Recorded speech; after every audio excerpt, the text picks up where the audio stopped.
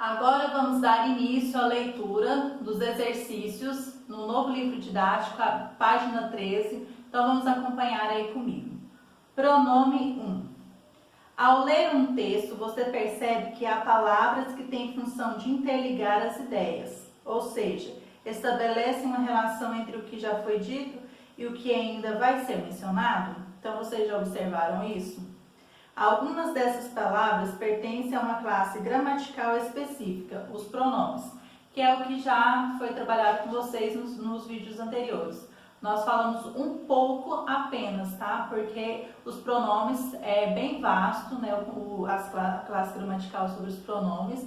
Então, nós falamos um pouco sobre os pronomes, né? Que é o que falamos sobre os pronomes do caso reto, oblíquos e os pronomes indefinidos.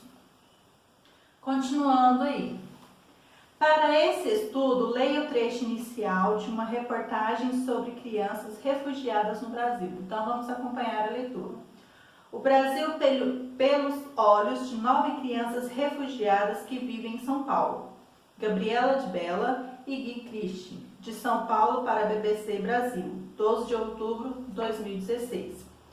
Quando viviam em seus países Haiti, Síria, Arábia Saudita e Congo, o cotidiano deles era bem diferente. Mas hoje, esses meninos e meninas que são refugiados em São Paulo têm muito em comum.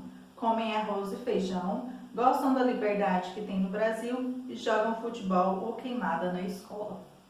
Exercício número 22.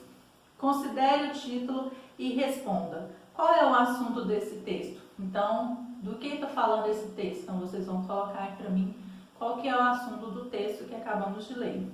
Exercício 23. Nesse trecho inicial, há palavras e expressões que interligam informações do texto. Avalie as informações a respeito e assinale a incorreta. Então, nós temos apenas uma que é incorreta. Então, vocês vão ler aqui qual dessas alternativas aqui é a incorreta, tá bom? Exercício número 24.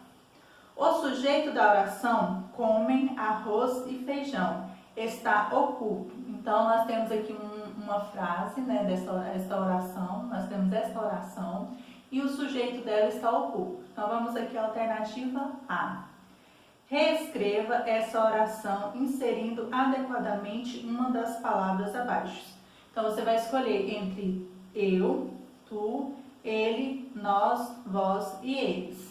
Então, foi o que comentei com vocês, que esses são pronomes pessoais do caso reto, né? Aquela leitura daquela tabela que realizei com vocês, vai mostrar lá, né? É só vocês observarem que esses pronomes pessoais pertencem ao pronome pessoal do caso reto, né?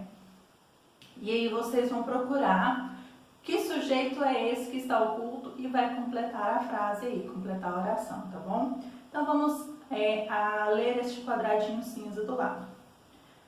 Os pronomes pessoais que podem ocupar a posição de sujeito das orações, como você estudará nas páginas seguintes, são chamados de pronomes pessoais do caso reto. Então foi o que eu trabalhei com vocês, explicando no vídeo anterior. Então nós temos aqui, por exemplo, eles entregaram o livro para mim. Então, eles aqui é o sujeito. Então, o sujeito é um pronome do caso reto, tá bom? O pronome pessoal do caso reto. Letra B. Você selecionou um pronome para o sujeito da oração. Esse pronome substitui que expressão anterior? Então, você vai olhar a frase.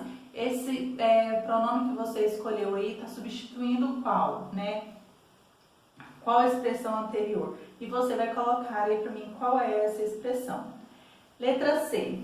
Na frase reescrita, o pronome indica que a ação de comer é realizada por. Então, você vai marcar qual é dessas alternativas que o pronome está indicando a ação comer. Então, nós temos aqui pronome, vamos ler aqui no quadradinho cinza, pessoas do discurso. Os pronomes pessoais são assim chamados porque fazem referência a 3 pessoas do discurso. Primeira pessoa quem fala, segunda pessoa com quem se fala, terceira pessoa de quem se fala. Então, observe a cena e indique as 3 pessoas do discurso. Então, nós temos aqui, ó, você vai indicar qual que é. Então, de acordo com o que expliquei também nos vídeos anteriores, você vai colocar aqui na frase o pronome que indica essa ação de comer. E no próximo vídeo darei sequência à leitura das atividades.